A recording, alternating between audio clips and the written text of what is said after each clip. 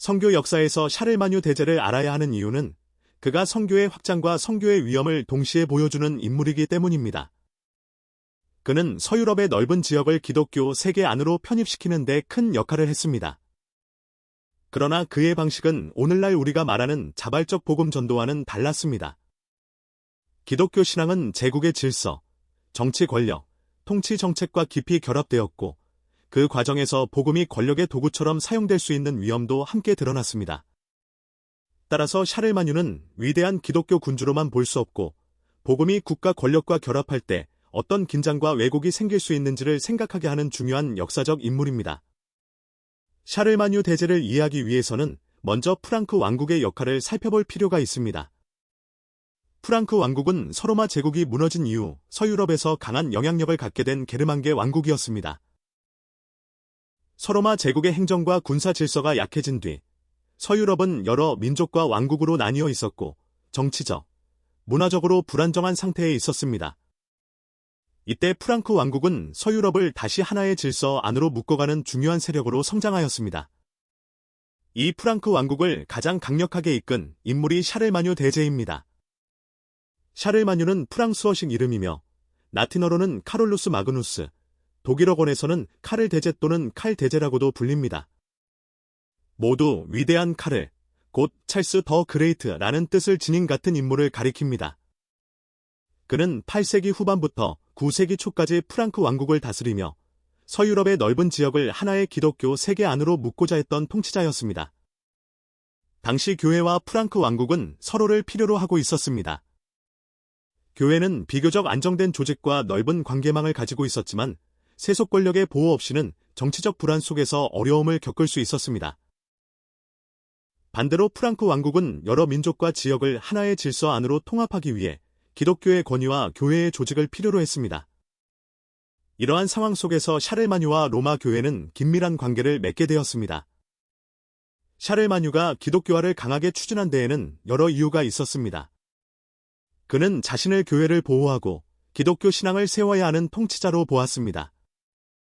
또한 여러 민족과 지역으로 나뉘어 있던 서유럽을 하나의 질서 안으로 묶기 위해 공통된 신앙과 제도가 필요하다고 생각했습니다.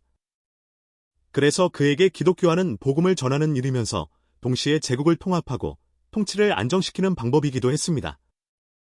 이 점에서 샤를마뉴의 기독교화 정책은 신앙적 열심과 정치적 목적이 함께 결합된 것으로 볼 수 있습니다. 서기 800년, 샤를마뉴는 로마에서 교황 레오 3세로부터 황제의 관을 받았습니다. 이 사건은 서로마 제국이 무너진 이후 서유럽에서 다시 기독교 황제의 권위가 회복되었음을 보여주는 사건이었습니다. 또한 교황이 황제에게 종교적 권위를 부여하고 황제는 교회를 보호하는 서방 기독교 세계의 구조가 강화되었음을 보여줍니다. 물론 신성 로마 제국이 제도적으로 본격화된 것은 10세기 오토 1세 때였지만 샤를마뉴의 대관은 훗날 신성 로마 제국으로 이어지는 서방 기독교 제국 질서의 중요한 출발점이 되었습니다. 그러나 샤를마뉴의 선교 방식은 오늘날 우리가 이해하는 선교와 분명한 차이가 있었습니다. 그는 자발적인 회심보다 정복과 권위를 통한 개종을 추구하였습니다. 특히 작센족을 비롯한 북부게르만 부족들을 정복한 뒤에는 기독교로 개종하지 않을 경우 강한 처벌을 받게 하는 법령을 시행하기도 했습니다. 그에게 기독교를 거부하는 일은 단순한 개인 신앙의 문제가 아니라 제국의 질서에 저항하는 일로 여겨졌습니다. 이러한 방식은 짧은 기간 안에 넓은 지역을 기독교 세계 안으로 편입시키는 데에는 효과적이었습니다. 그러나 신앙의 내면적 변화보다 외형적 수용에 머무르게 하는 한계도 있었습니다. 샤를마뉴 시대의 선교는 전형적인 위로부터의 선교였습니다. 왕과 제국의 권위 아래 교회의 규모와 영향력은 확대되었지만 복음의 자발성과 신앙의 깊이는 약해질 위험이 있었습니다. 그렇다고 샤를마뉴를 단순히 강압적인 정복자로만 평가하는 것은 균형 잡힌 이해가 아닙니다. 그는 교회의 무지와 타락을 개혁하려는 의지를 가진 통치자이기도 했습니다. 성직자 교육을 강화하고 수도원과 대성당 부속학교를 세웠으며 성경 필사와 고전 문헌 보존을 장려했습니다. 이러한 노력은 중세 초기의 문화적, 지적 부흥으로 이어졌고 흔히 샤를마뉴 르네상스라고 불립니다. 그의 개혁은 이후 유럽 기독교 문명의 지적 토대를 형성하는 데 중요한 역할을 했습니다. 하지만 샤를마뉴의 대관과 기독교화 정책은 교회와 제국의 밀접한 결합을 더욱 분명하게 만들었습니다.